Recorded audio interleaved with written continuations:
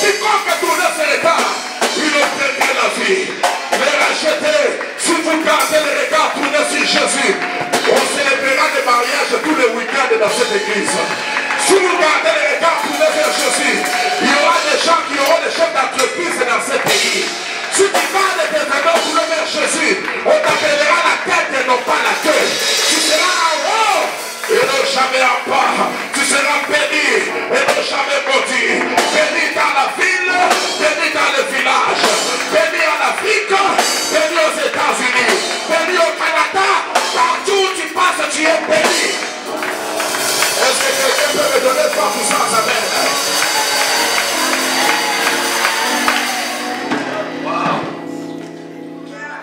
Gardons le regard tourné vers Jésus. Cet évangile, mon ami, ça marche. Amen. Non, dis cela quelqu'un avec conviction. Cet évangile de Jésus marche.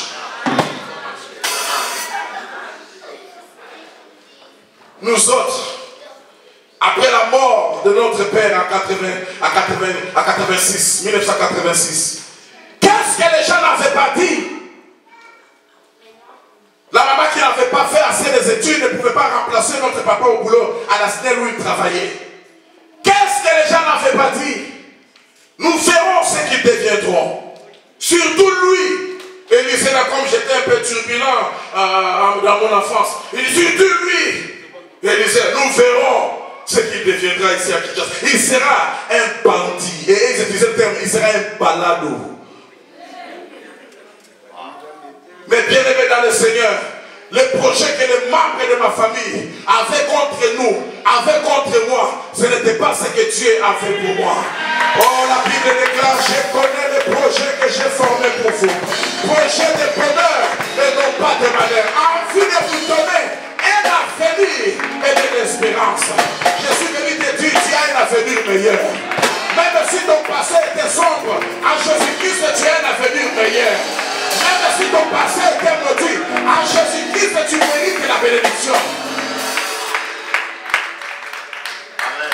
Quelle est la différence entre le miracle que les magiciens de Pharaon opéraient dans l'Ancien Testament et le miracle que Moïse opérait? Les magiciens de Pharaon, ils étaient aussi capables de transformer l'eau en sang. Ils ont fait ça. Mais ils étaient incapables de retransformer le sang en eau.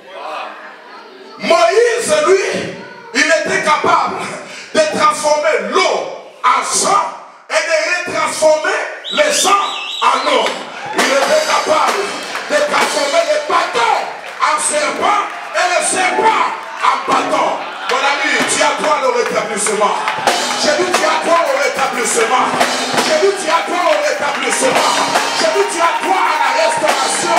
Ne me dis pas que c'est fini. Ne me dis pas que c'est fini. Tu as droit au rétablissement. Tu as droit à la restauration. Tu as droit à un bon mariage. J'ai droit. J'ai droit. J'ai droit. Jésus a dit, la première fois où il faut opérer le miracle public. La Bible dit dans Jean chapitre 2, il était aussi invité à la fête des noces. Lorsqu'il arrive là, il n'y avait plus de vin. Marie appelle Jésus. Frères et sœurs, ça c'est le premier miracle écrit dans vos Bibles. Mais pour Marie, ce n'était pas le premier miracle. Ce n'était pas en fait que Marie pouvait appeler Jésus. Il savait, depuis que Joseph était mort, c'est Jésus qui avait pris sa maman, Marie, en charge. Quand il n'y avait pas de sel, il transformait les bougies en sel. Quand il n'y avait pas d'huile, il transformait l'eau en huile. Il était capable, il faisait des miracles comme ça dans la maison. Alors Marie l'appelle, il dit, mon fils, ici là où tu vois là, ils ont un problème d'air. Comme disent les Ivoiriens. Ils ont un problème d'air. Il n'y a plus de vin. Est-ce que tu ne peux pas faire tes petits numéros que tu fais souvent à la maison là? On les fait ici. Jésus regarde Marie et dit, femme, qu'a-t-il entre moi et toi. Quelle était la prochaine phrase? Mon heure n'est pas encore venue. Yes. Plusieurs fois, il avait tendance à dire ça. Mon heure n'est pas encore venue. Mon heure n'est pas encore venue. Qu'est-ce que cela veut dire? Mon heure n'est pas encore venue. Ça veut dire tout simplement que Jésus savait. Il y avait un temps où il était d'abord en train de se dépendre de lui-même. Et il y aura un autre temps où il va se laisser sous la conduite et la méchanceté des hommes. Qu'il fasse tout ce qu'ils ont à faire à lui. Qu'il l'arrête, qu'ils arrachent sa barbe avec les mains. Qu'il les lapide, qu'il les cloue, qu'il les flagelle. Qu'il fasse porter sur sa tête la couronne de ronces et des épines. Mais l'homme n'avait pas le dernier mot. La Bible déclare le premier jour était passé. Le deuxième jour était passé. Le troisième jour, tu as marqué la différence. Tu es venu de ressusciter l'âme des morts. Que l'homme fasse tout ce qu'il peut faire sur toi. L'homme n'aura pas le dernier mot dans ta vie. Ah non, non, non, je dis que les sorciers fassent tout ce qu'ils veulent faire dans ta vie. Les sorciers n'auront pas le dernier mot dans ta vie. Que les démons disent tout ce qu'ils veulent dire de toi. Ils n'auront pas le dernier mot dans ta vie. Que les maris de lui se manifestent journalièrement ou nuitamment. Ils n'auront pas le dernier mot dans ta vie. Le Seigneur a dit toutefois dans le Seigneur, il n'y a pas de hommes sans femmes et il n'y a pas de femmes sans hommes. Tu as droit au mariage.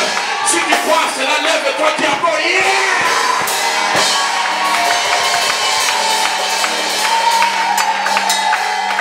C'est lui notre Dieu. Il appelle les choses qui n'existent pas à l'existence. Il a raison, celui qui l'a appelé la beauté d'Esther. Il s'appelle la beauté d'Esther.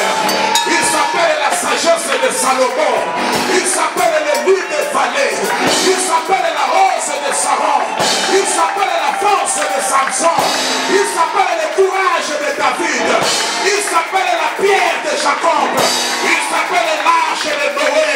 Il s'appelle le bâton de Moïse. Il s'appelle la verge d'Aaron.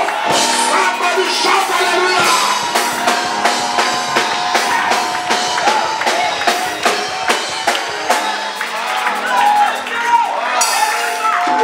C'est ce Dieu-là que nous prêchons ici, dans l'église, les racheter de l'Éternel. Nous disons au monde entier, ce n'est ni par la force, ce n'est ni par la puissance, mais c'est par l'Esprit de Dieu. Cet Esprit de Dieu-là, il fait le chemin là où il n'y a pas de chemin. Il nous ouvre la porte, personne ne fermera. Il ferme la porte, personne n'ouvrira.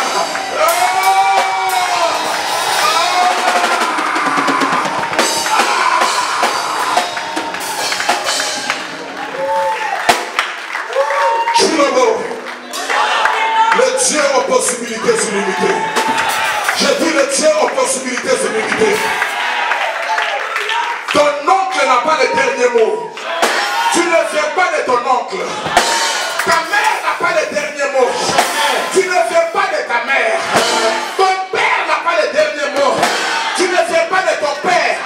Nous venons tous de Dieu en passant par nos parents. Et c'est ce Dieu-là qui a le dernier mot. Non, je dis, c'est ce Dieu-là qui a le dernier mot. Jésus l'a dit. Vous êtes la lumière du monde.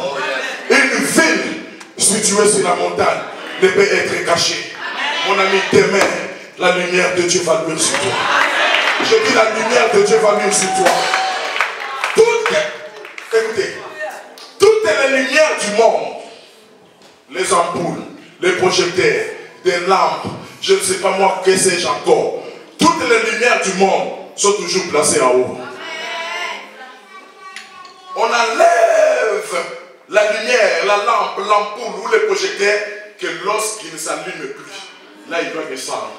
Tu ne descendras que lorsque la lumière de Jésus finira de luire sur toi. Oh, la lumière de Jésus ne t'atteindra jamais. Je dis la lumière de Jésus ne s'éteindra jamais.